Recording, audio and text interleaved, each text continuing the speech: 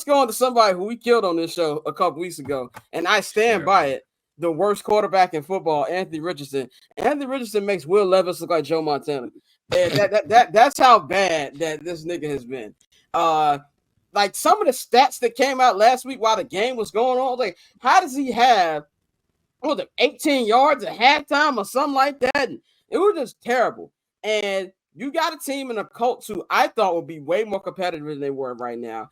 They have benched Anthony Richardson. Now, outside of his play, this nigga did say, Doe, let me out. He told Doe, let me out after a division game last week. You don't want to hear that from your franchise quarterback, and I do that with air quotes. And now he's done for the rest of the year, just in time for Sunday Night Football, because that game's going to be trash regardless.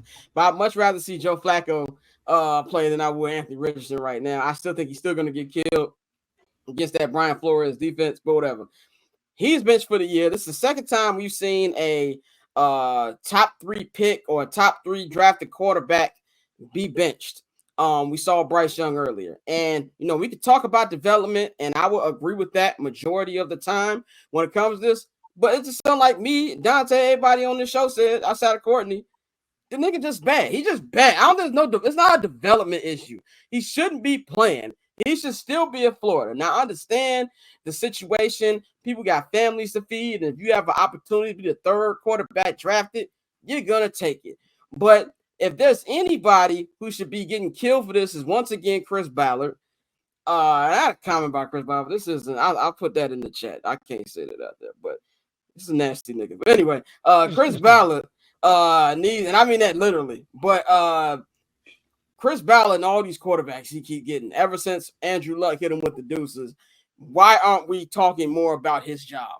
Because you blow a pick like this. Because the owner crackhead. The owner is a crackhead. That's right. Ursay is a just crackhead. about to say.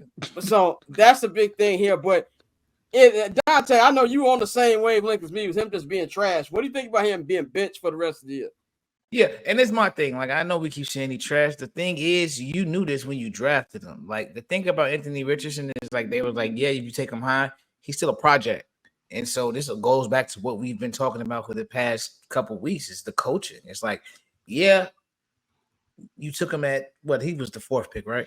5th. Or 5th. I think it was. He was the 5th pick. He was 5th pick. He was the 3rd quarterback taken. Yes, but at the same time, if you know your team isn't just a quarterback away from winning a Super Bowl, and you know this guy was a project at Florida, you saw his issues at Florida. Everybody who watched him told you this was going to happen. I have no clue why you would just try to baptize him by fire. And we've stuck with that mentality for the sake of they're on a rookie contract. We can just bolster the team around him and let him work out the kinks.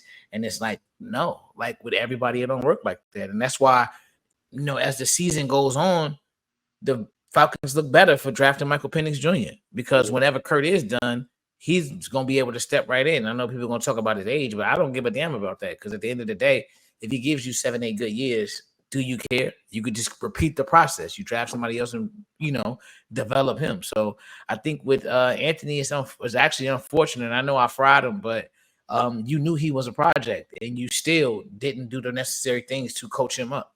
The tapping out in the middle of a game is insane from a starting quarterback. This is not college football. That's not something you see quarterbacks do unless they're hurt. So that was crazy. So clearly it's not just his ability, it's his conditioning, it's everything. And so with that being said, I don't do him like Bryce Young when you bring him back in a couple weeks and say, see what he can do. That nigga. No, sit him and work. Let him work. Let him get his QB coaches in there. They do their thing, and you really go in and you, as Courtney said, if you could fix him, fix him. Courtney, you said you could fix him. Do you believe that still, or you just he stinks now? You were on mute. Yes, sorry about that. Yes, I still believe that. But again, I also think it's more indicative of a larger problem that exists with the NFL, and that's expecting these dudes to perform right after college, and and there's no real adjustment period. And then as soon as he gets back, it's I don't want to play with you anymore. And so it's like damn. It's crazy. I know NFL stands for not for long, but damn, man, 10 fucking games. Can we get? Damn. Yeah. But in the Colts' defense, brother Anthony Richardson, you're not doing yourself any favors. Tapping the helmet because you're tired, nigga. You don't get the luxury of being able to be tired. Yeah. You don't have that luxury. If he got to throw a forward spiral to get tired, then he'd have that luxury. But brother, you can't do that in your position from where you are. Just all bad all around.